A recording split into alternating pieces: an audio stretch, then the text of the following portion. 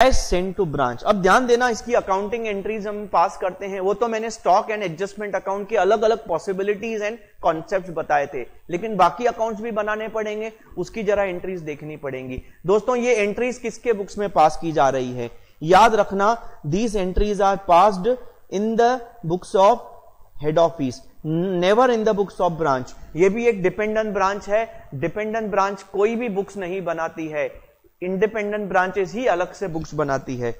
अच्छा, cash send to branch, देखो यहां पे कैश दो आएंगे, एक ब्रांच का कैश, एक एचओ का कैश। ब्रांच के कैश को ब्रांच कैश बोलेंगे, एचओ के कैश को कैश बोलेंगे। किसके बुक्स में है, एचओ के बुक्स में है। अपने बुक्स में अपने कैश को कैश अकाउंट ही बोलेंगे, एचओ कैश अकाउंट नहीं बोल सकते आप।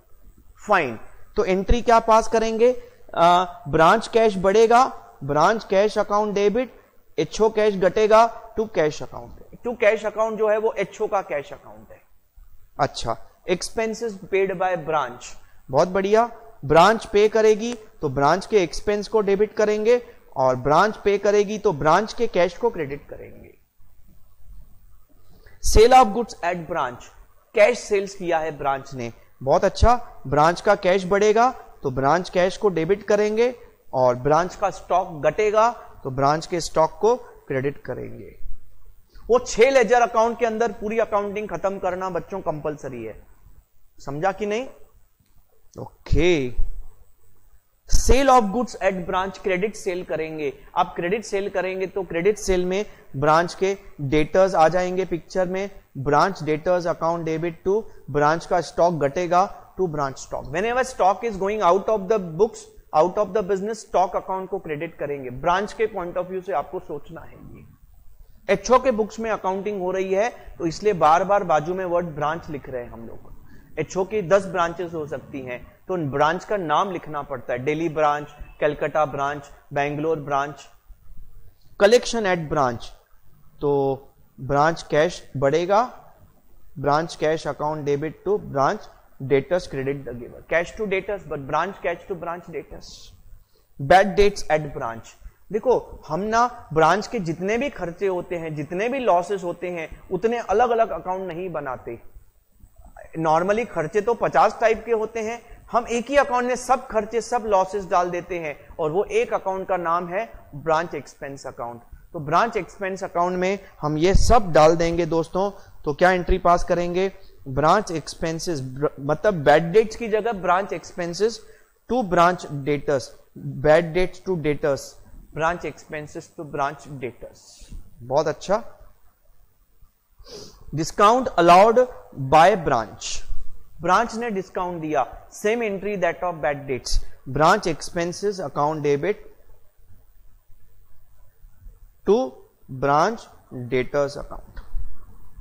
अच्छा, loss by fire at branch, मैंने आपको क्या बोला, ये वही है एब्नॉर्मल लॉस, शॉर्टेज, उसकी जैसी अकाउंटिंग होएगी। समझो इसकी कॉस्ट, एक्सक्यूज मी, इसकी कॉस्ट 100 है और 50 का प्रॉफिट है,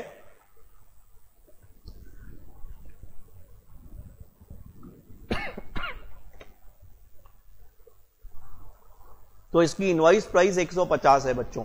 तो आपको शॉर्टकट एंट्री पास कर रहा हूं, ब्रांच स्टॉक अकाउंट को आपको क्रेडिट करना पड़ेगा, कितने से भाई, 150 से, स्टॉक गया। देखो शॉर्टकट एंट्री लॉजिक के साथ, और प्रॉफिट एलिमेंट आप रिवर्स करेंगे एडजस्टमेंट अकाउंट में। कितना प्रॉफिट एलिमेंट बच्चों रिवर्स करेंगे, सर 50 का, एडजस्टमेंट में डेबिट किया, और branch profit and loss account में 100 रुपया डेबिट करेंगे बच्चों। सो आपका ये हो गया क्या, लॉस का एंट्री।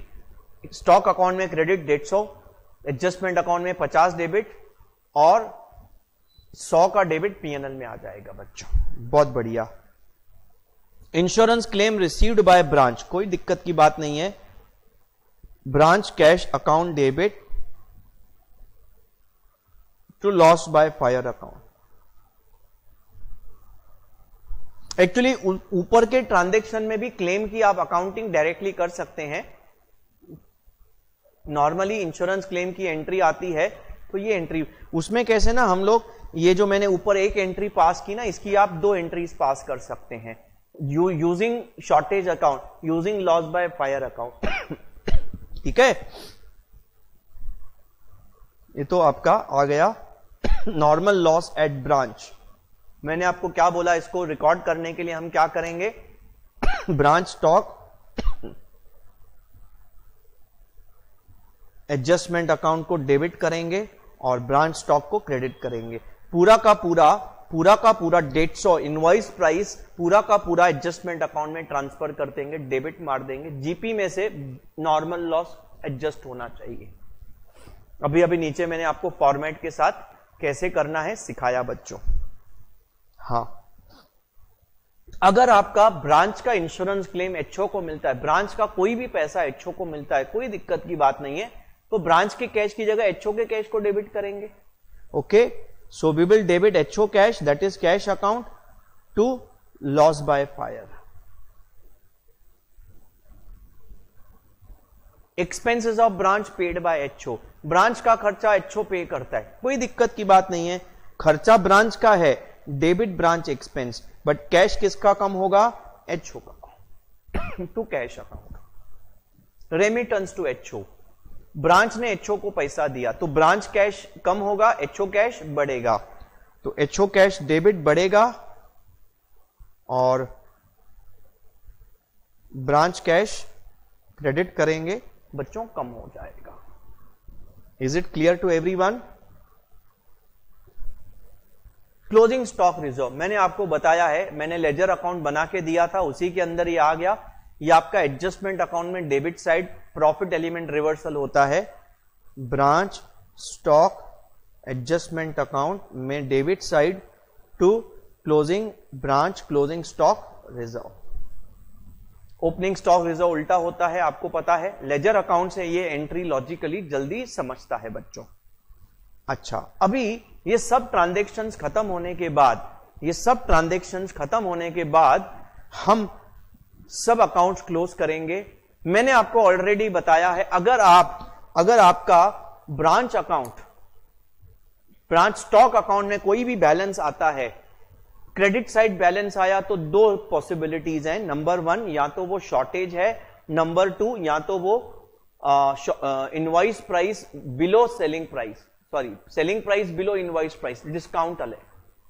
अगर आपका ब्रांच स्टॉक अकाउंट में डेबिट साइड बैलेंसिंग फिगर आया तो वो क्या है, excess of selling price over invoice price, इनका आप अकॉर्डिंगली करेंगे।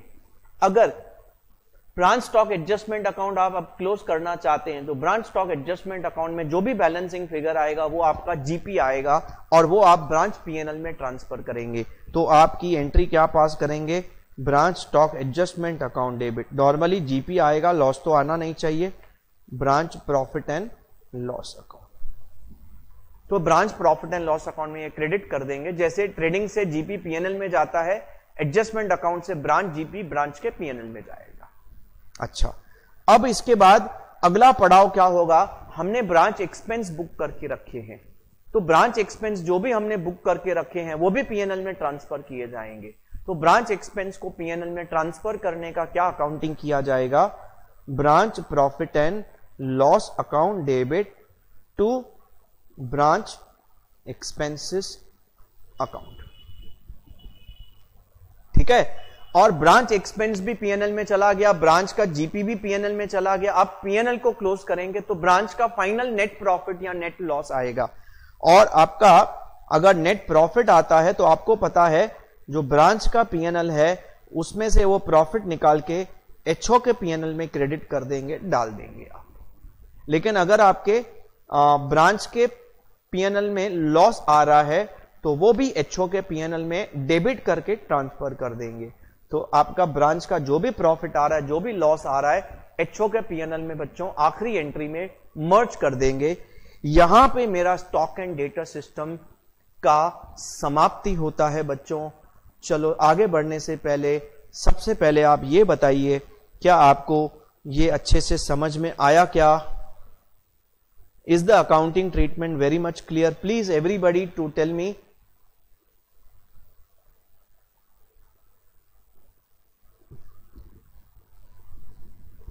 करेक्ट।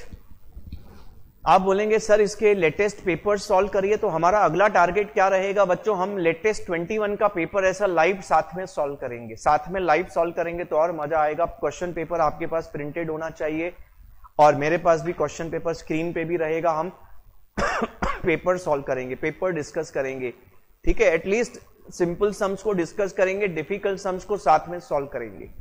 आप वैसे भी सॉल्व करने वाले हैं, आपको करना ही है, साथ में सॉल्व करेंगे तो डिस्कशन भी अच्छा हो जाएगा, कुछ डाउट्स होंगे तो वो भी क्लियर हो जाएंगे बच्चों, ठीक है।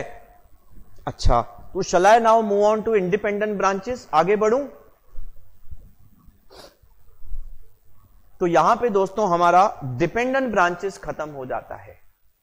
Now will move on to independent branches. Just 1 minute.